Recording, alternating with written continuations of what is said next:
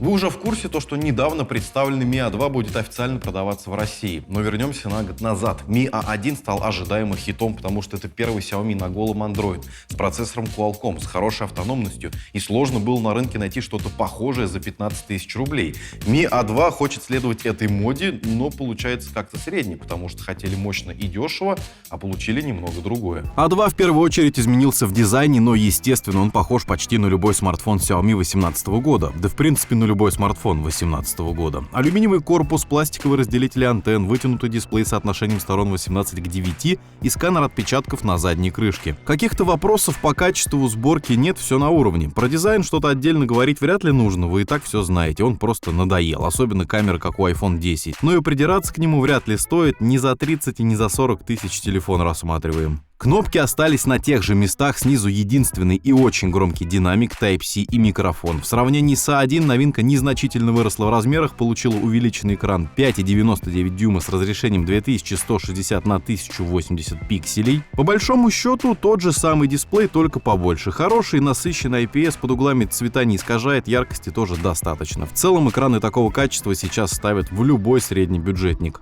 Спереди смартфон защищает Gorilla Glass 5 вместо третьей версии, которая была в Mi A1, плюс появилась фронтальная вспышка, называется Selfie Light, находится около разговорного динамика, а также пропали сенсорные кнопки снизу, вот за это большой плюсик. Но вместе с этим пропали мини-джек и слот под карточку памяти, при этом сам слот остался гибридным, можно 2 наносимки воткнуть, и это большой минус, видимо, места не хватило.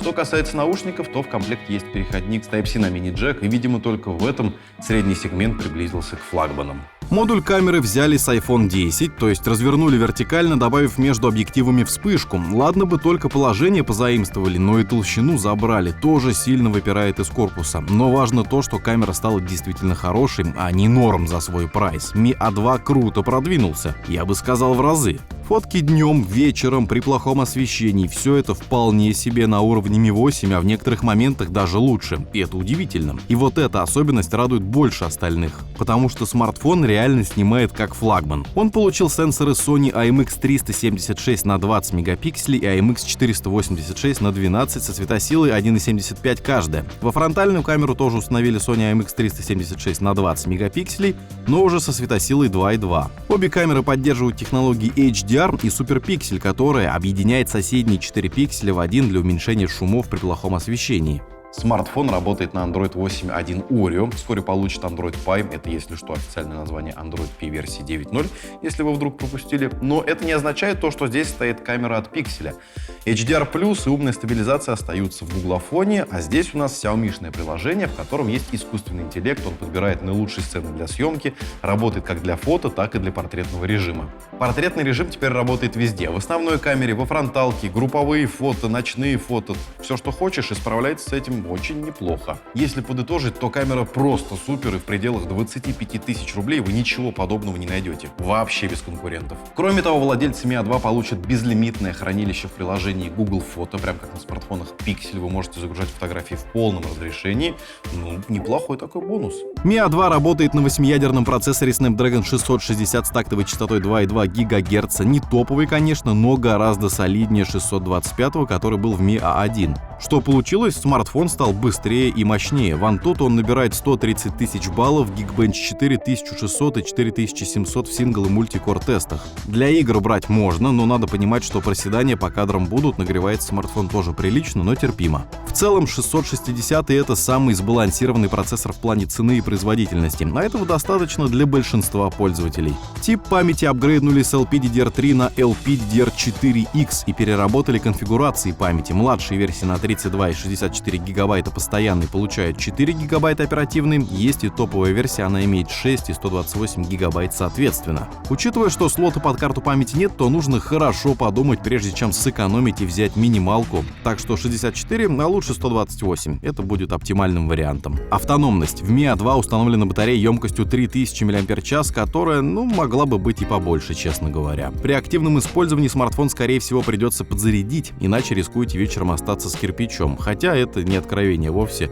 Кто сейчас днем не заряжает свои смартфоны? Поддержка быстрой зарядки Qualcomm Quick Charge 3.0 сглаживает эту проблему. Хоть чуть-чуть. Причем в версии Mi A2 Lite, которую показали вместе с обычным Mi A2 и которая является копией Redmi 6 Pro, Pro, батарея на все 4000 мАч. Про этот смартфон мы также уже рассказывали. Mi A2 продается в 3 цветах — черном, золотом и голубом. А вот китайская версия Mi 6X есть еще в красном и розовом цветах. В комплект кладут силиконовый чехол, это модно нынче, чехол так себе. Цены. Lite-версия будет у нас в минимальной комплектации за 16 тысяч, а вот Mi A2 в средней 64,4 гигабайта. И вот она будет стоить 24 тысячи рублей. И вот здесь есть вопрос. Как по мне, это дороговато. Все-таки Mi A1 стартанул в России от 17 тысяч, а это, извините, совсем другие деньги. При этом не забываем про такие площадки, как thecase.ru. Там Lite на данный момент стоит от 11 тысяч рублей до 13 с небольшим, а за взрослый A2 требуют от 14 до 20 тысяч. 20 просят за версию на 128 гигабайт, что равняется ценам на китайских площадках, но при этом уже продается в России. Предложение очень хорошее, к тому же с местной гарантией. Если вы подумали, что отсутствие мини-джека, входа под карточку памяти и цена — это главные минусы, нет, приготовьтесь, есть еще серьезнее. В Mi A2 нет NFC, и это максимум боли. Понятно, что в китайской версии Mi A2, которая называется Mi 6X, этот модуль не нужен, потому что в Китае совсем другая вселенная с QR-кодами. Но, ребят, вы делаете смартфон для международного рынка, все привыкли к NFC. Оплатить им можно что угодно, от метро до шавермы в любом ларьке. Может быть, конечно, расчет на международную версию Mi Band 3 с NFC, но непонятно, будет ли работать Google Pay. Mi Pay, да, но в России его нет. И вообще как-то странно для 2018 года не иметь NFC, потому что это не только оплата, это и передача фотографий на другой телефон, и сопряжение с другими гаджетами и так далее. И в любом случае я считаю, что Mi A2 стоит своих денег, чистый Android, производительность и просто отличная камера. Да, NFC, есть еще несколько минусов: отсутствие стереодинамиков, влагозащиты и так далее. И тем не менее мы говорим про телефон за 25 тысяч рублей. Хотите большего — покупайте один из флагманов. А вот если вы готовы мириться с минусами Mi A2 и вам нравится цена, то смело берите, потому что телефон получился, на мой взгляд, хороший. Когда был Mi A1 ожидаемо стал хитом. Ожидаемо получился хитом. И ожидаемо он стал хитом. Я уже сказал про хит? Да. Примерно такого же качества. Как спереди, так и сзади.